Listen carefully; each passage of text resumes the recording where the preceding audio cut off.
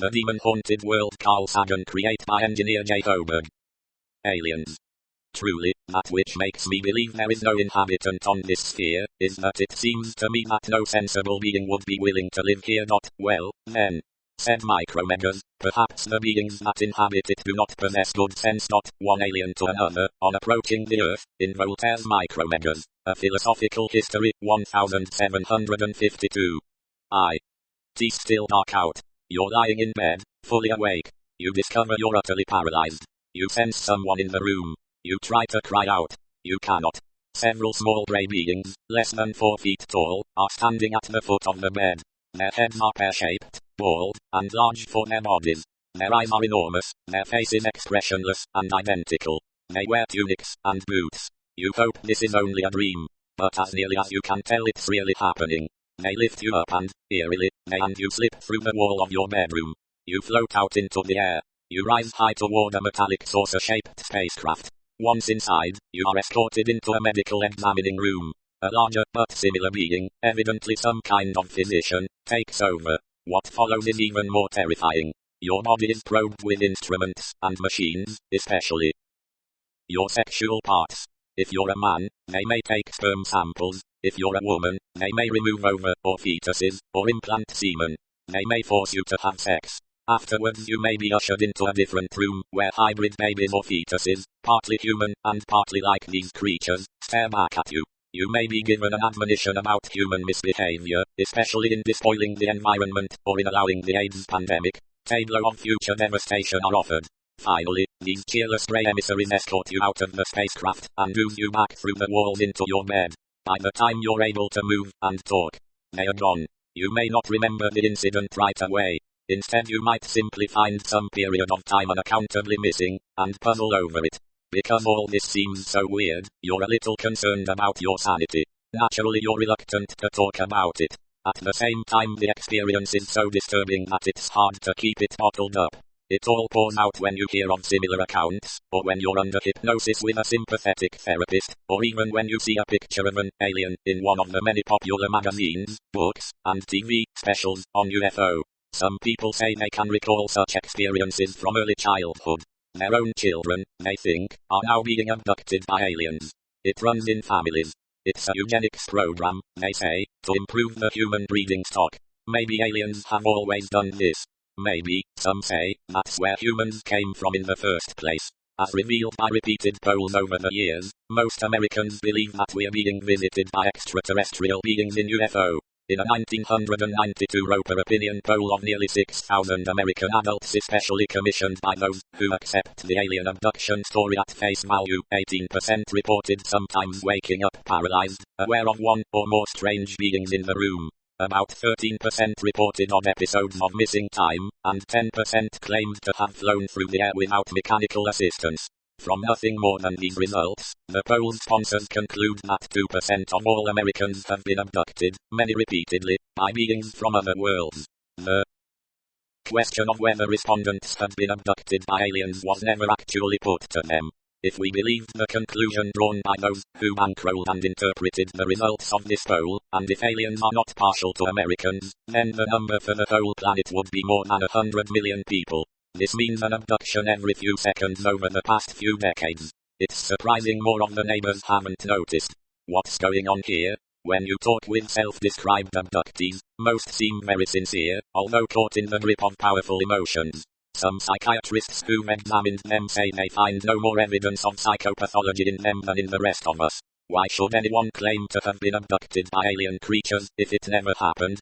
Could all these people be mistaken, or lying, or hallucinating the same, or a similar, story? Or is it arrogant and contemptuous even to question the good sense of so many? On the other hand, could there really be a massive alien invasion, repugnant medical procedures performed on millions of innocent men, women and children, humans apparently used as breeding stock over many decades, and all this not generally known, and dealt with by responsible media, physicians, scientists and the government sworn to protect the lives and well-being of their citizens? Or, as many have suggested, is there a massive government conspiracy to keep the citizens from the truth? Why should beings so advanced in physics and engineering crossing vast interstellar distances, walking like ghosts through walls, be so backward when it comes to biology? Why, if the aliens are trying to do their business in secret, wouldn't they perfectly expunge all memories of the abductions? Too hard for them to do? Why are the examining instruments macroscopic and so reminiscent of what can be found at the neighborhood medical clinic? Why go to all the trouble of repeated sexual encounters between aliens and humans? Why not steal a few egg and sperm cells, read the full genetic code, and then manufacture as many copies as you like with whatever genetic variations happen to suit your fancy? Even we humans, who as yet cannot quickly cross interstellar space or slither through walls, are able to clone cells. How could humans be the result of an alien breeding program if we share 99.6% of our active genes with the chimpanzees? We are more closely related to chimps than rats are to mice. The preoccupation with reproduction in these accounts raises a warning flag, especially considering the uneasy balance between sexual impulse and societal repression that has always characterized the human condition, and the fact that we live in a time fraught with numerous ghastly accounts, both true and false, of childhood sexual abuse. Contrary to many media reports the rope upholsters and those who wrote the official report never asked whether their subjects had been abducted by aliens. They deduced it. Those who've ever awakened with strange presences around them, who've ever unaccountably seemed to fly through the air, and so on, have therefore been abducted. The pollsters didn't even check to see if sensing presences, flying etc. were part of the same or separate incidents. Their conclusion, that millions of Americans have been so abducted, is spurious, based on careless experimental design. Still, at least hundreds of people, perhaps thousands, claiming they have been abducted, have sought out sympathetic therapists or joined abductee support groups. Others may have similar complaints but, fearing ridicule or the stigma of mental illness, have refrained from speaking up or getting help. Some abductees are also said to be reluctant to talk for fear of hostility and rejection by hardline skeptics, although many willingly appear on radio and TV talk shows. Their diffidence supposedly extends even to audiences that already believe in alien abductions. But maybe there's another reason. Might the subjects themselves be unsure, at least at first, at least before many retellings of their story, whether it was an external event they are remembering, or a state of mind? One unerring mark of the love of truth, wrote John Locke in *, for example, the 4 September 1994 Publishers Weekly. According to a Gallup poll, more than 3 million Americans believe they have been abducted by aliens. 1690 is not entertaining any proposition with greater assurance than the proofs it is built upon will warrant. On the matter of UFO, how strong are the proofs? The phrase, flying saucer, was coined when I was entering high school. The newspapers were full of stories about ships from beyond in the skies of Earth. It seemed pretty believable to me. There were lots of other stars, at least some of which probably had planetary systems like ours. Many stars were as old or older than the Sun, so there was plenty of time for intelligent life to evolve. Caltech's Jet Propulsion Laboratory had just flown a 2-stage rocket high above the Earth. Clearly we were on our way to the Moon and the planets. Why shouldn't other, older, wiser beings be able to travel from their star to ours? Why not? This was only a few years after the bombing of Hiroshima and Nagasaki. Maybe the UFO occupants were worried about us, and sought to help us. Or maybe they wanted to make sure that we and our nuclear weapons didn't come and bother them. Many people seemed to see flying saucers, sober pillars of the community, police officers, commercial airplane pilots, military personnel. And apart from some harumph and giggles, I couldn't find any counter-arguments. How could all these eyewitnesses be mistaken? What's more, the saucers had been picked up on radar, and pictures had been taken of them. You could see the photos in newspapers and glossy magazines. There were even reports about crashed flying saucers and little alien bodies with perfect teeth stiffly languishing in Air Force freezers in the Southwest. The prevailing climate was summarized in Life magazine a few years later, in these words. These objects cannot be explained by present science as natural phenomena, but solely as artificial devices, created and operated by a high intelligence. Nothing, known or projected on Earth could account for the performance of these devices. And yet not a single adult I knew was preoccupied with UFO. I couldn't figure out why not. Instead they were worried about communist China, nuclear weapons, McCarthyism, and the rent. I wondered if they had their priorities straight. In college, in the early 1950s, I began to learn a little about how science works, the secrets of its great success, how rigorous the Standards of evidence must be, if we are really to know something is true, how many false starts and dead ends have plagued human thinking, how our biases can color our interpretation of the evidence, and how often belief systems widely held and supported by the political, religious and academic hierarchies turn out to be not just slightly in error, but grotesquely wrong. I came upon a book called Extraordinary Popular Delusions and the Madness of Crowds, written by Charles Mackay in 1841 and still in print. In it could be found the histories of boom and bust economic crazes, including the Mississippi and South Sea bubbles, and the extravagant run on Dutch tulips, scams that bamboozled the wealthy and titled of many nations, a legion of alchemists, including the poignant tale of Mr. Kelly and Dr. D, and D's 8-year-old son Arthur, impressed by his desperate father into communicating with the spirit world by peering into a crystal, dolorous accounts of unfulfilled prophecy, divination and fortune-telling, the persecution of witches, haunted houses, popular admiration of great thieves, and much else. Entertainingly portrayed was the Count of St. Germain, who dined out on the cheerful pretension that he was centuries old, if not actually immortal. When, at dinner, incredulity was expressed at his recounting of his conversations with Richard the Lionheart, he turned to his manservant for confirmation. "You forget, sir," was the reply, "I have been only 500 years in your service." True, said St. Germain, "it was a little before your time. A riveting chapter on the Crusades began. Every age has its peculiar folly, some scheme, project, or fantasy into which it plunges, spurred on either by the love of gain, the necessity of excitement, or the mere force of imitation. Failing in these, it has some madness, to which it is goaded by political or religious causes, or both combined." The edition I first read was adorned by a quote from the financier and advisor of presidents, Bernard M. Baruch, attesting that reading Mackay had saved him millions. There had been a long history of spurious claims that magnetism could cure disease. Paracelsus, for example, used a magnet to suck diseases out of the human body and dispose of them into the earth. But the key figure was Franz Mesmer. I had vaguely understood the word mesmerize to mean something like hypnotize. But my first real knowledge of Mesmer came from Mackay. The Viennese physician had thought that the positions of the planets influenced human health, and was caught up in the wonders of electricity and magnetism. He catered to the declining French nobility on the eve of the Revolution. They crowded into a darkened room.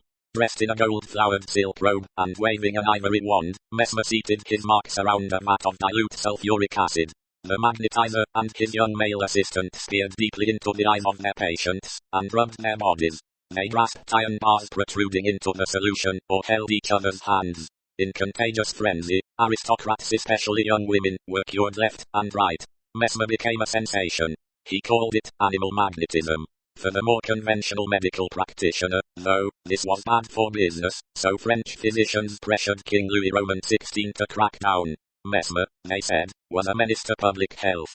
A commission was appointed by the French Academy of Sciences that included the pioneering chemist Antoine Lavoisier, and the American diplomat and expert on electricity, Benjamin Franklin. They performed the obvious control experiment. When the magnetizing effects were performed without the patient's knowledge, no cures were effected. The cures, if any, the commission concluded, were all in the mind of the beholder. Mesmer and his followers were undeterred. One of them later urged the following attitude of mind for best results. Forget for a while all of your knowledge of physics. Remove from your mind all objections that may occur. Never reason for 6 weeks. Be very credulous, be very persevering, reject all past experience, and do not listen to reason. Oh, yes, a final piece of advice. Never magnetize before inquisitive persons. Another eye-opener was Martin Gardner's Fads and Fallacies in the Name of Science. Here was Wilhelm Reich uncovering the key to the structure of galaxies in the energy of the human organism, Andrew Cross creating microscopic insects electrically from salts, Hans Horbiger under Nazi aegis announcing that the Milky Way was made not of stars, but of snowballs, Charles Piazzi Smythe discovering in the dimensions of the Great Pyramid of Giza world chronology from the creation to the Second Coming, L. Ron Hubbard writing a manuscript able to drive its readers insane. Was it ever proved? I wondered. The Bridey-Murphy case, which led millions into concluding that at last there was serious evidence of reincarnation, Joseph Rhine's demonstrations of ESP, appendicitis cured by cold water enemas, bacterial diseases by brass cylinders, and gonorrhea by green light, and amid all these accounts of self-deception and charlatanry, to my surprise a chapter on UFO Of course, merely by writing books cataloguing spurious beliefs, Mackay and Gardner came across, at least a little, as grumpy and superior. Was there nothing they accepted? Still, it was stunning how many passionately argued and defended claims to knowledge had amounted to nothing. It slowly dawned on me that, human fallibility being what it is, there might be other explanations for flying saucers. I had been interested in the possibility of extraterrestrial life from childhood, from long before I ever heard of flying saucers. I've remained fascinated long after my early enthusiasm for UFOs waned, as I understood more about that remorseless taskmaster called the scientific method. Everything hinges on the matter of evidence. On so important a question, the evidence must be airtight. The more we want it to be true, the more careful we have to be. No witnesses say so is good enough. People make mistakes. People play practical jokes. People stretch the truth for money or attention or fame. People occasionally misunderstand what they are seeing. People sometimes even see things that aren't there. Essentially all the UFO cases were anecdotes, something asserted. UFO were described variously as rapidly moving, or hovering, disc-shaped, cigar-shaped, or ball-shaped, moving silently or noisily, with a fiery exhaust, or with no exhaust at all. Accompanied by flashing lights, or uniformly glowing with a silvery cast, or self-luminous. The diversity of the observations hinted that they had no common origin, and that the use of such terms as UFO or flying saucers served only to confuse the issue by grouping generically a set of unrelated phenomena. There was something odd about the very invention of the phrase, flying saucer. As I write this chapter, I have before me a transcript of a 7 April 1950 interview between Edward R. Murrow, the celebrated CBS newsman, and Kenneth Arnold, a civilian pilot, who saw something peculiar near Mount Rainier in the state of Washington on 24 June 1947, and who in a way coined the phrase. Arnold claims that the newspapers did not quote me properly. When I told the press they misquoted me, and in the excitement of it all, one newspaper and another one got it so ensnarled up that nobody knew just exactly what they were talking about. These objects more or less fluttered like they were, I'd say, boats on very rough water. And when I described how they flew, I said that they flew like they take a saucer and throw it across the water. Most of the newspapers misunderstood and misquoted that, too. They said that I said that they were saucer-like. I said that they flew in a saucer-like fashion. Arnold thought he saw a train of 9 objects, one of which produced a terrific blue flash. He concluded they were a new kind of winged aircraft. Murrow summed up. That was an historic misquote. While Mr. Arnold's original explanation has been forgotten, the term, flying saucer, has become a household word. Kenneth Arnold's flying saucers looked and behaved quite differently from what in only a few years would be rigidly particularized in the public understanding of the term. Something like a very large and highly maneuverable frisbee. Most people honestly reported what they saw, but what they saw were natural, if unfamiliar, phenomena. Some UFO sightings turned out to be unconventional aircraft with unusual lighting patterns, high-altitude balloons, luminescent insects, planets seen under unusual atmospheric conditions, optical mirages, and looming, lenticular clouds, ball lightning, sundogs, meteors including green fireballs, and satellites, nose cones, and rocket boosters spectacularly re-entering the atmosphere. Asterisk just conceivably, a few might be small comets dissipating in the upper air. At least some radar reports were due to anomalous propagation, radio waves traveling curved paths due to atmospheric temperature inversions. Traditionally, they were also called radar angels, something that seems to be there but isn't.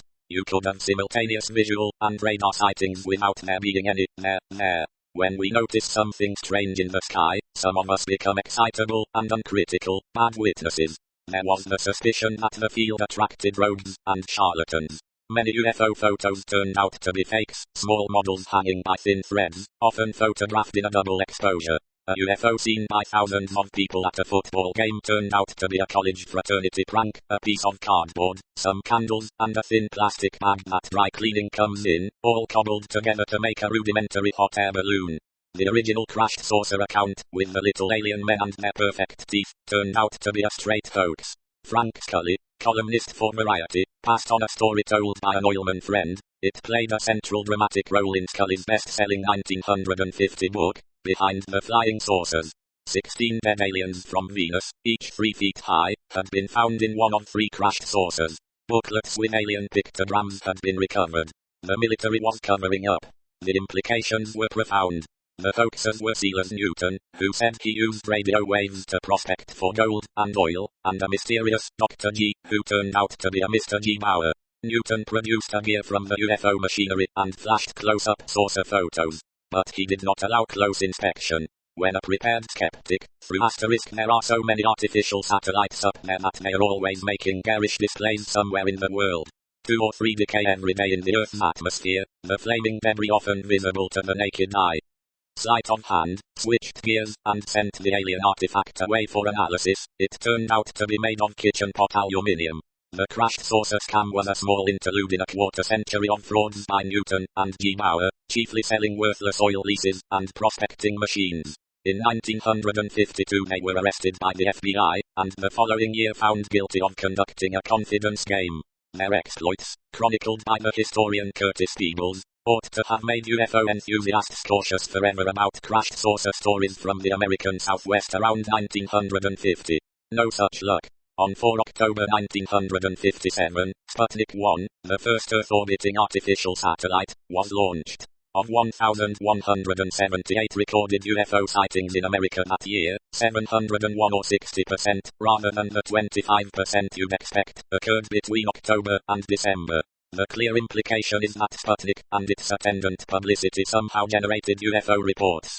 Perhaps people were looking at the night sky more and saw more natural phenomena they didn't understand. Or could it be they looked up more and saw more of the alien spacecraft that are there all the time? The idea of flying saucers had dubious antecedents, tracing back to a conscious hoax entitled I Remember Lemuria! Written by Richard Shaver, and published in the March 1945 number of the pulp fiction periodical Amazing Stories. It was exactly the sort of stuff I devoured as a child.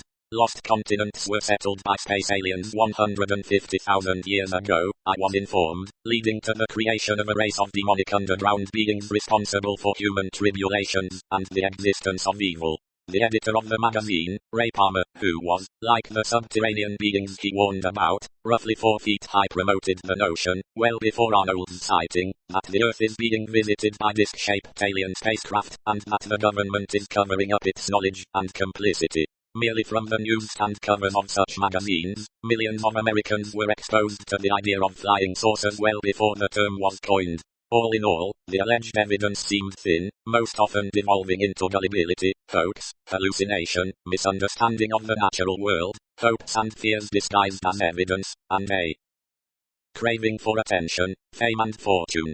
Too bad, I remember thinking. Since then, I've been lucky enough to be involved in sending spacecraft to other planets to look for life, and in listening for possible radio signals from alien civilizations, if any, on planets of distant stars. We've had a few tantalizing moments.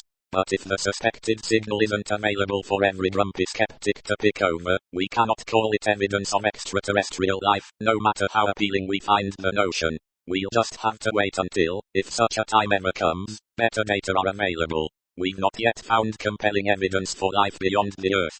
We're only at the very beginning of the search, though. New and better information might emerge, for all we know, tomorrow. I don't think anyone could be more interested than I am in whether we're being visited.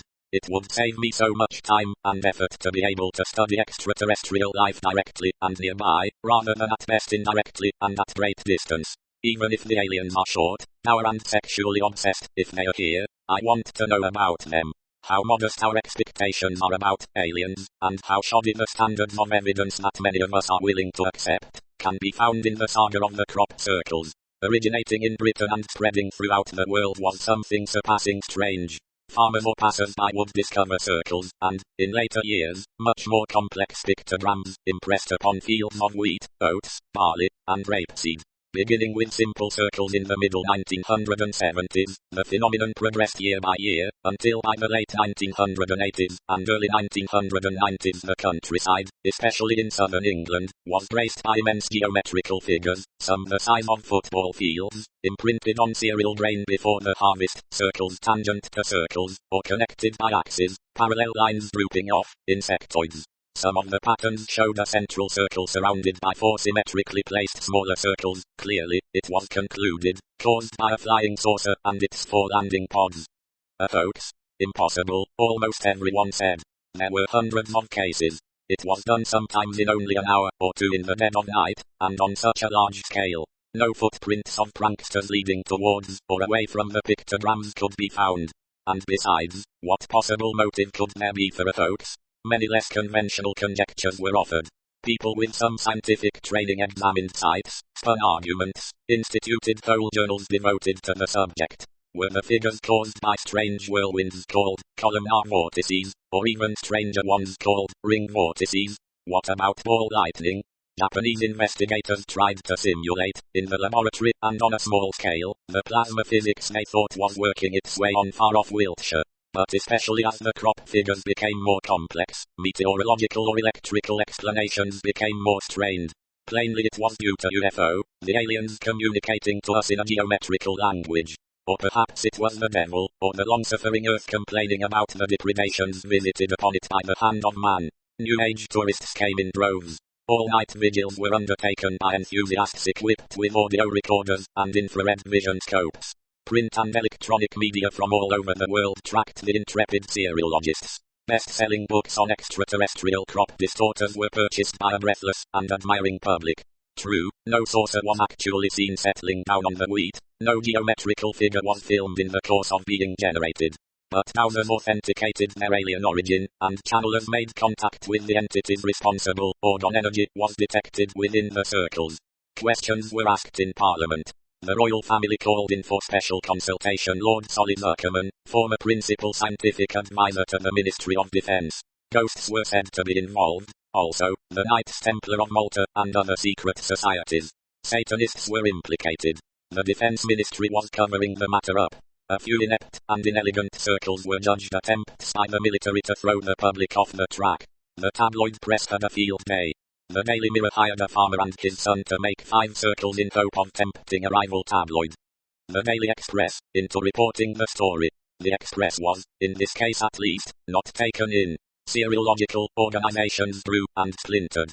Competing groups sent each other intimidating doggerel. Accusations were made of incompetence, or worse.